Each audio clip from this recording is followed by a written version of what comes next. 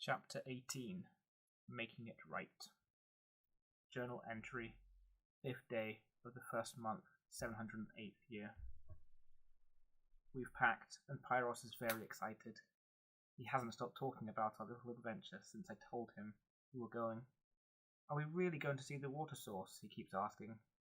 Yes, son, I tell him. He smiles every time. He's very inquisitive and asks a lot of questions like what it's like, and what he should take, and how big it is. I try to answer, but sometimes I do get weary, and tell him he'll find out when we get there. I'm going to try and be more patient with him. I want to be, but it's difficult sometimes. Journal entry 12th day of the first month, 708th year. We're at the water source. I showed Pyros all the channels as we walked. He's still very young, but I've also shown him how it all works. I want him to know as much as he can, so he's prepared for when he becomes the leader. He loves it up here with all the water, and was so quiet when he saw all the channels and mechanisms. He keeps asking me the same question. Did you really build this, Father? Well, not just me, I reply with a laugh.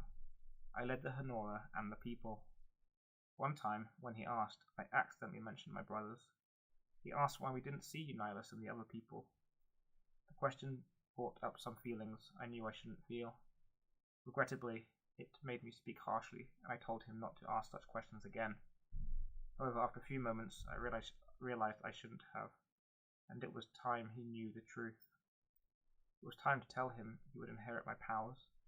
Greta and I had always agreed he was too young to understand, and kept putting it off, but I felt strongly that this was the right time.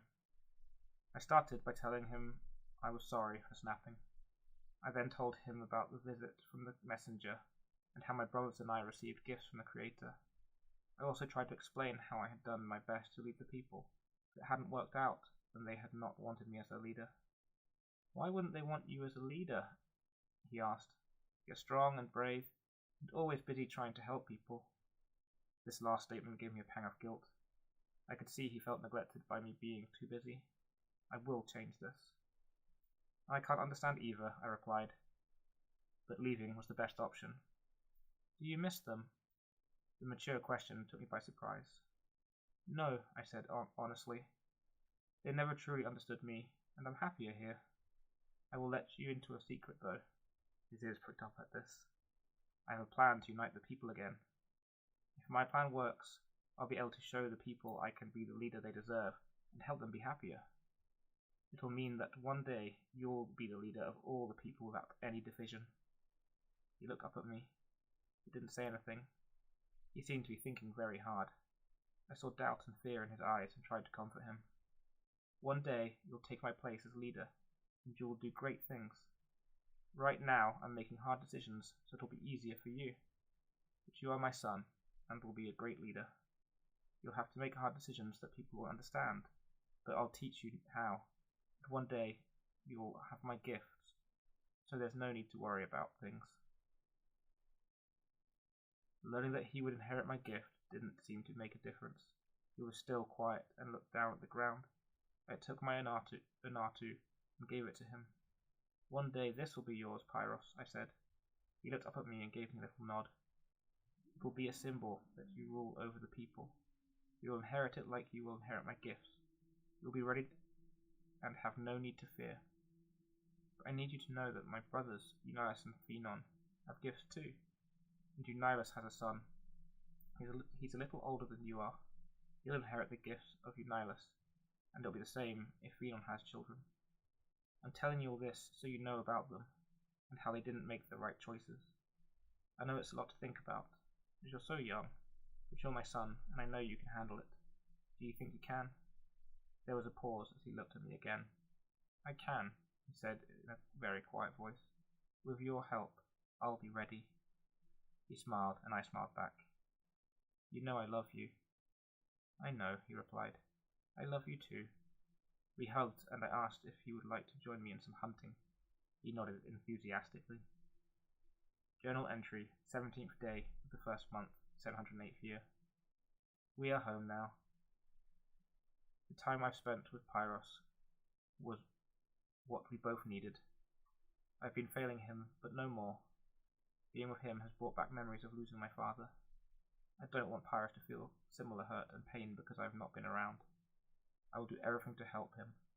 I've given him a great foundation, and my people have achieved so much in a short time. The houses are incredible, the water is flowing better so that more crops will grow, and the weekly meetings are perfect to help solve any struggles they have. When the Book of Prophecy arrives, I'll be able to do even more to build the foundation for Pyrrhus, and I'll help the people more than ever before. Once I have the Book of Prophecy and learn its secrets, I'll return to the people of the Old Nation. I'll be able to convince them to come here and have me as their leader. I'll forgive that they didn't want me to be their leader at first. After all, it was my brother's fault, not theirs. Journal entry, 24th day of the first month, 708th year. Honrus and the Coriol Honora have returned. They have failed me. They didn't return with the Book of Prophecy. I told them to do everything to get the book, and yet they didn't return with it. I'm so angry. I know I should have more patience, as ultimately it's not their fault. But I expected to have the Book of Prophecy. Once again, my brothers have created problems because of their ignorance. I was in the large meeting hall of my house, thinking about the book, when a messenger came and said Honrus and the others had entered the nation. I stood from my chair to go and meet them when Fretta entered. She looked at me, knowing I was going to rush to them, and spoke.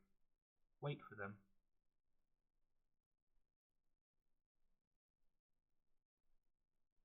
They've had a long journey and will need food and water.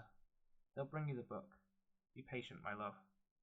I wanted to ignore her and leave, but I remembered my promise to listen and sat back on the chair. I will wait. She sat beside me and took my hand as we waited. I felt like I was going to combust with anticipation. As they entered the hall, they looked at the floor and wouldn't look at me. Seeing the failure in their body language, I lost my temper. Where is it? I said with a growl. Honrus stepped forward. They wouldn't let us have it. There was silence as I tried and failed to control my temper. I'm not proud of what I did next. Smoke began to rise from the carpet near the Coriol Honora. As I stared at it, the flames began to move forwards towards them, and they took several steps back. I felt Fretta's hand squeeze mine. That's enough, she said firmly. They tried their best. I looked up at them and saw the fear in their eyes. I continued to look at them for a few seconds. At that moment, I felt such control. They would do anything for me because I was so strong. I quickly put this thought from my mind and casually told them to put out the flames. Water was brought and the flames were extinguished. I'm greatly disappointed, I said. You may all leave. Go see your families and recover from the journey. They left quickly, but Honrus stayed. He stood in front of me, but didn't say anything. Speak, I said flatly. May I speak openly? He asked. You are my friend. You may. Do not be so hard on them, he pleaded. We tried extremely hard to convince Eunyalus, but he would not listen. It's him that you should punish, not us. I thought about this and realized my anger was misplaced. You're right. I'm sorry. You may take some unum and trade it for food and drink for those who went. Send them my thanks for their efforts, but before you do, I would like to talk with you. Of course, he said. Walk with me as we talk. I let go of Fretta's hand and smiled to her to reassure her everything was okay. I then walked out the room, Honrus, and down the corridors of my house. We've been close friends for many years, have we not? I said. We have. Do you still remember our first encounter? Of course I do. You left bruises I could never forget. We laughed with mutual understanding. Things have certainly changed since then, haven't they? I asked. They certainly have, he agreed. May I speak openly once more? I nodded. From that moment I knew you would do great things. I was greatly impressed with your physical strength, but also your inner strength. You weren't afraid to do what was needed to correct and teach me, even if it did hurt. I was frustrated with the lack of leadership amongst our people, and that's why I didn't care about taking the water. I didn't think anyone would stop me, but part of me wished someone would, and you did. It was the kind of leadership I needed. Since then I've always followed you. I nodded again, to show I was thankful for his friendship. This is not the way your brothers live, he continued. They still haven't learned how to lead like you. When I arrived at the nation, I saw that the people are still living in chaos and disorder. They need a life with rules and consequence, but more importantly, a life with leadership that follows the Creator's laws to the letter. When I saw they hadn't changed, I suspected that your brothers wouldn't heed our request. They don't understand our way, and won't until shown. I was right, and they wouldn't give us the book. If the Book of Prophecy is so important, I think more drastic measures are going to be needed. I think we have to return to show them our ways and stop your brothers. That way you'll get the Book of Prophecy too. He paused for a few moments, waiting to see what I said. As you have said, I too had guessed, I replied as we reached the back entrance and stepped out into the open grass there. They need our way, but they're blinded by the ease of their lives. This would have been simpler if my brothers had handed over the book. I could have used the knowledge in it to convince their people to follow me. This is still my plan, but as you say, more drastic measures are needed. I have thought of a way, but it requires careful planning. I unsheathed my Anatu and offered it to him. He hesitated, but I insisted.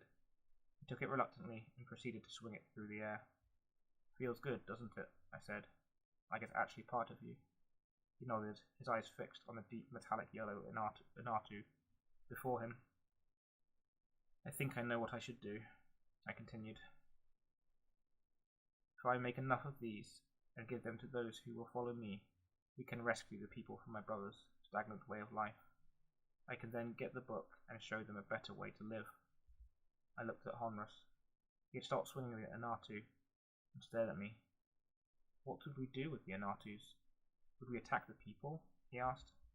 No, we wouldn't, I said quickly. The goal would be to go to the house of my brothers and retrieve the book.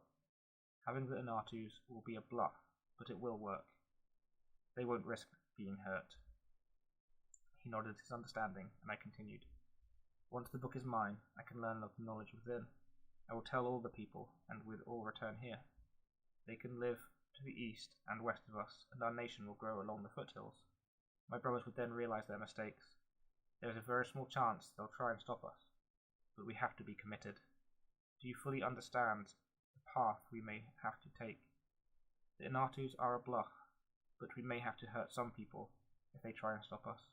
Not seriously, but enough to achieve our goal. I don't want to hurt anyone, but this is so important for the overall happiness of the people. The Book of Prophecy is that important. There was silence for a few moments, and then he spoke.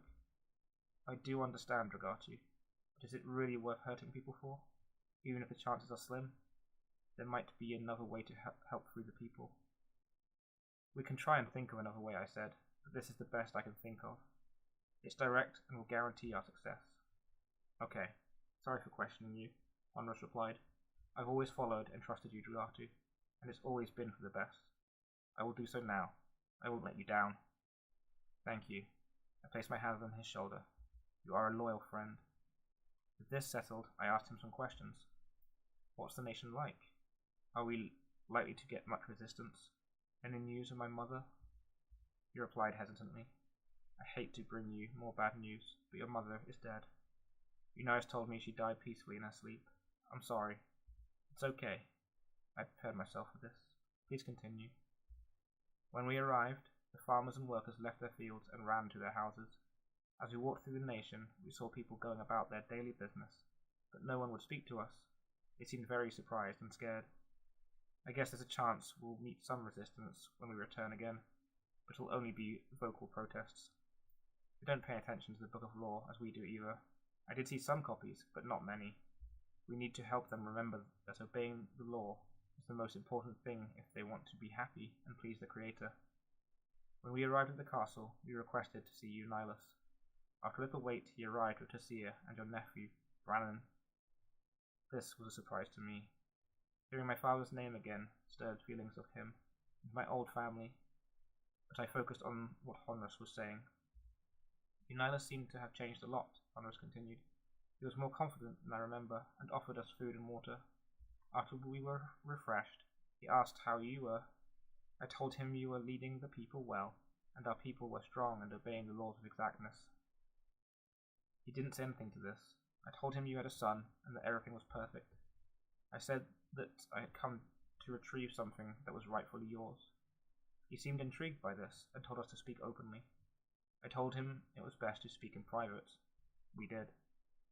I then told him we were there to get a book called the Book of Prophecy, which your father had asked you to protect.